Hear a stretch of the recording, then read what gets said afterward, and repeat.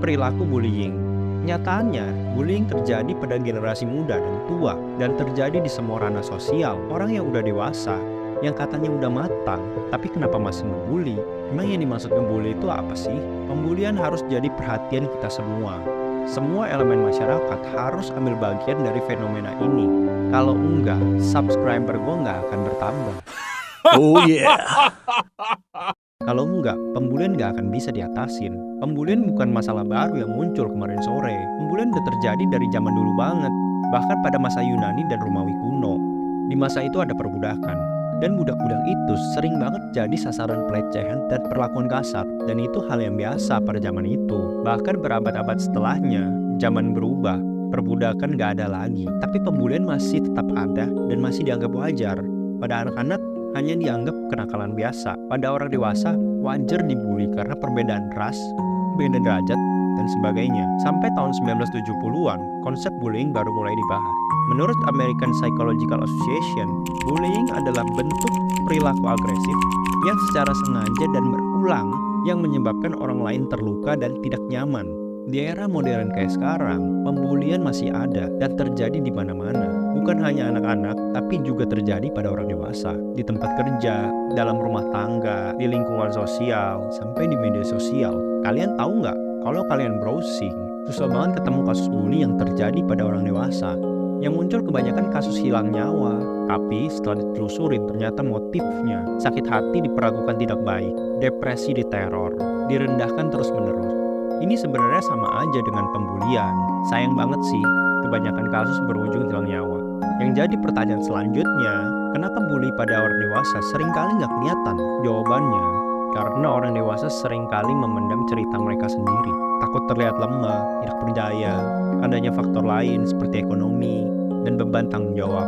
Nggak ada orang dekat yang bisa dipercaya, bahkan keluarga ataupun pasangannya sendiri. Takut dengan respon orang yang diceritakan. Bukan yang disupport dan dijaga perasaannya, tapi malah sebaliknya. Dimarahin, bahkan dikucilin. Miris kan? Kenapa orang ngebully? Tujuannya apa? Dampak pembulian? Solusinya gimana? Tanpa gue jelasin pun harusnya kalian udah tahu. Apakah pendidikan karakter di Indonesia masih kurang? Coba kalian tulis di kolom komentar.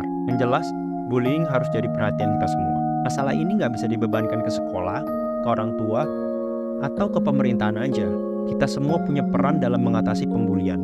Pesan gua buat orang-orang yang ngebully, yang dibully, ataupun yang mengetahui pembulian, sukseskan pemilu 2024. Bercanda guys. Gua nggak di-endorse ya. Buat orang yang ngebully, mungkin kalian nggak bermaksud ngebully. Mungkin juga kalian nggak sadar kalau itu pembulian. Lain kali sebelum lakuin, coba lebih dipikirin lagi, akibatnya apa dari perbuatan itu. Kalaupun udah terlanjur berbuat, ajak orangnya ngomong baik-baik dan minta maaf. Ini bukan soal siapa yang lebih tua atau lebih muda, tapi ini soal kebijaksanaan.